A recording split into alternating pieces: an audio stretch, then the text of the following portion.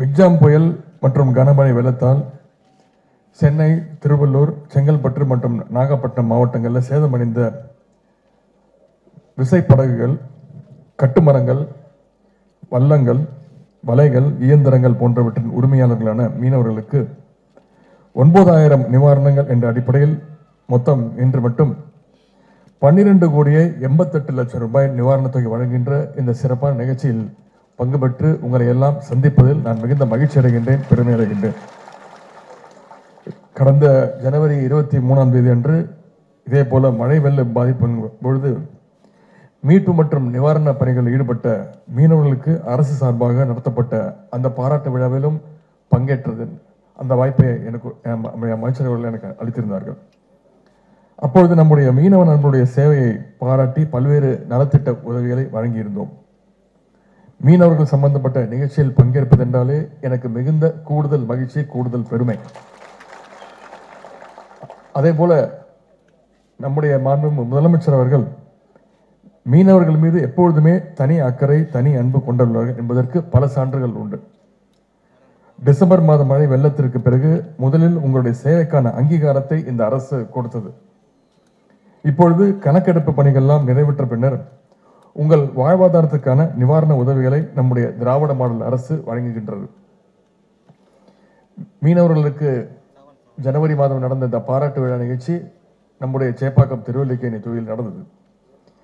இன்றைய இந்த நிகழ்ச்சியிற்கும் சேப்பாக்கம் திருவல்லிக்கேணி தொகுதியிலிருந்து நிறைய மீனவ பெருமக்கள் வந்திருக்கிறீங்க.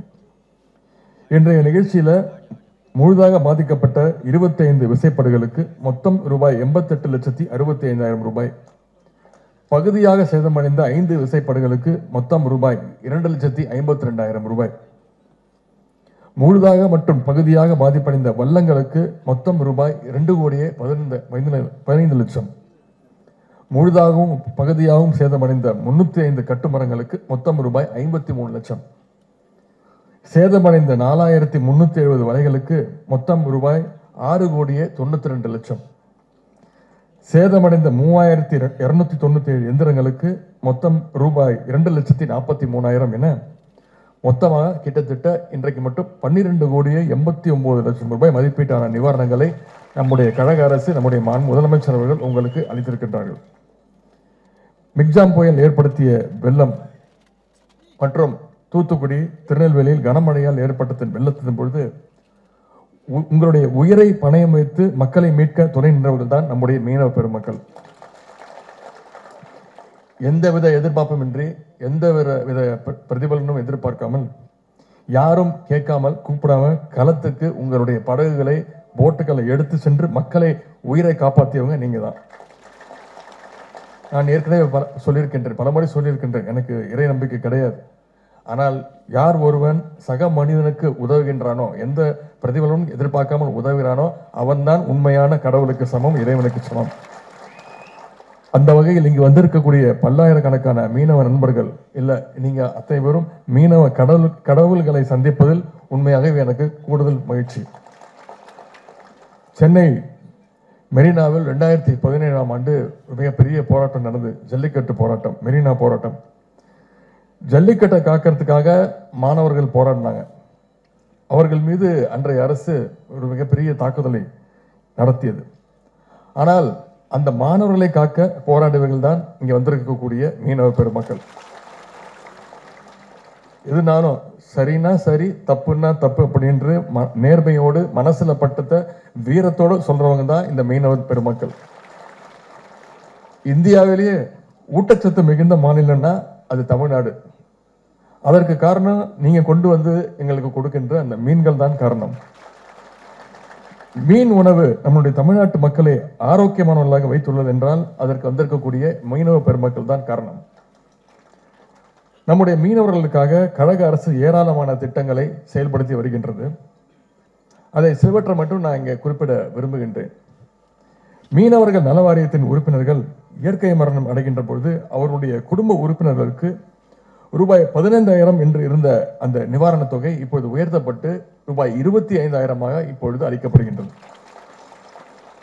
மீன்பிடி படகுகளுக்கு உரிமம் வழங்கும் காலம் 1 வருடத்திலிருந்து இப்பொழுது 3 வருடங்களாக அது உயர்த்தப்பட்டிருக்கிறது.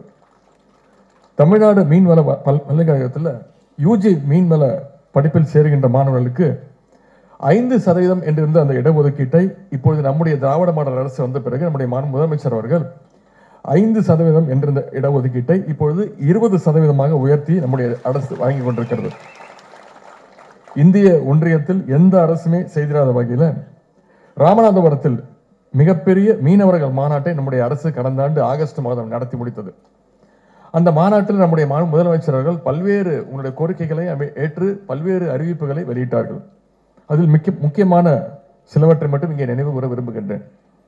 மீன்பிடி தடைக்கால நிவாரணத்தை ரூபாய் 5000 ரூபாய் 8000 உயர்த்தி கொடுத்தவர் தான் நம்முடைய முதலமைச்சர் அவர்கள், நம்முடைய திராவிட மாடல் அரசு. அதேபோல் நாட்டுப்படகுகளுக்கு வழங்கப்படும் மானிய விலை மண்ணெண்ணெயின் அளவை ஆண்டுக்கு 3400 லிட்டரிலிருந்து 3700 லிட்டராக உயர்த்தி தந்தார் நம்முடைய முதலமைச்சர் அவர்கள். நாட்டுப்படகுகளுக்கு வழங்கப்படும் வரி விலக்கு அளிக்கப்பட்ட டீசல் அளவை ஆண்டுக்கு 4000 லிட்டரிலிருந்து 4400 லிட்டராக உயர்த்தியது நம்முடைய அரசு, நம்முடைய முதலமைச்சர் அவர்கள். அது மட்டுமல்ல, விசைப்படகுகளுக்கு 18000 லிட்டரிலிருந்து 19000 லிட்டராகவும் உயர்த்தி நம்முடைய முதலமைச்சர் அவர்கள் தான் உத்தரவிட்டிருந்தாங்க. மீனவர் இலவச வீடு கட்டும் திட்டத்தின் கீழ் வீடுகளுக்கான மதிப்பீட்டு தொகையாக இருந்த ரூபாய் 1,70,70,000 ரூபாயை உயர்த்தி ரூபாய் 2,40,000 நம்முடைய முதலமைச்சர் அவர்கள் தான் அறிவித்தாங்க. கடந்த 2.5 ஆண்டுகளில் ஏராளமான நலத்திட்டங்களை நம்முடைய மீனவர்களுக்கு கழக அரசு செய்து கொடுத்திருக்கிறது. இந்த திட்டங்களை எல்லாம் நம்முடைய கழக அரசு, நம்முடைய முதலமைச்சர் அவர்கள் கடும் நிதி நெருக்கடிக்கு மத்தியில் தான் இதெல்லாம் செஞ்சு கொடுத்திருக்காங்க என்பதை நீங்கள் உணர வேண்டும். இனி வரும் காலங்களிலும் நமது முதலமைச்சர் அவர்கள் மீனவர்கள் நலன் சார்ந்த பல்வேறு திட்டங்களையும் செயல்படுத்துவார்கள். உங்களுடைய கோரிக்கைகளுக்கு கண்டிப்பாக ஒரு விடிவு காலம் ஏற்படுத்தப்படும். மிக்ஜாம் புயல் வெள்ள பாதிப்புக்காக நாம் கேட்ட நிவாரண தொகை ஒன்றிய அரசு கிட்ட இருந்து நம்ம கேட்ட இந்த நிவாரண தொகையிலிருந்து இதுவரைக்கும் இன்று வரை ஒரு பைசா கூட வரவில்லை. உங்களுக்கு இந்த கடும் நிதி நெருக்கடியில் தான் நம்முடைய கழக அரசு, நம்முடைய முதலமைச்சர் அவர்கள் இத்தனை நிவாரணத்தையும் உங்களுக்கு செஞ்சு கொடுத்திருக்கிறாங்க. மீனவர்களுக்கு மட்டுமல்ல, சமூகத்தில் உள்ள அனைத்து தரப்பினருக்குமான திட்டங்களை நம்முடைய கழக அரசு செயல்படுத்தி வருகின்றது.